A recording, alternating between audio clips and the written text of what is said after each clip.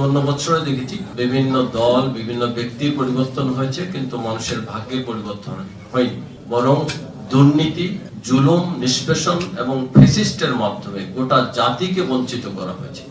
শোষণ জুলুম মুক্ত ইনসাফের বাংলাদেশ গড়ার ক্ষেত্রে আসুন আমরা সবাই মিলে কাজ করি। ইলেকশনটা যেন আমরা কোনো অভিযোগের ঢামাডোলে না গিয়ে আপনাদের সহযোগিতায়, প্রশাসনের সহযোগিতায় এবং আমরা যারা বিভিন্ন দলের প্রার্থী আমরাও যেন পারস্পরিক সহযোগিতার মাধ্যমে খুব সুন্দর একটা ইলেকশন করতে পারি। এবং কুড়িগ্রামের মানুষ আমরা ঐতিহ্যগতভাবেই শান্তিপ্রিয় মানুষ।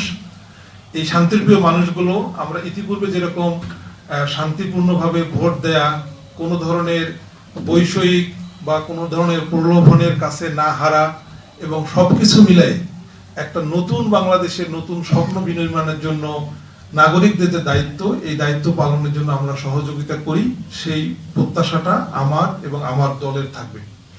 সর্বোপরি যে কথাটা বলে আমি শেষ করি, যে আমরা মনে করি বা আমরা প্রত্যাশা করি যে কুড়িগ্রামের প্রশাসন ওনারা আমাদের সাথে এবং অন্যান্য যে প্রার্থীরা আছে তাদের সাথে নির্বাচনের জন্য, নির্বাচনের পরিবেশ সংরক্ষণ করার জন্য এবং একটা খুব ভালো প্রত্যাশিত নির্বাচন করার জন্য যে ভূমিকা রাখার দরকার, আমরা মনে করি এই প্রত্যাশিত ভূমিকাটা রাখবেন।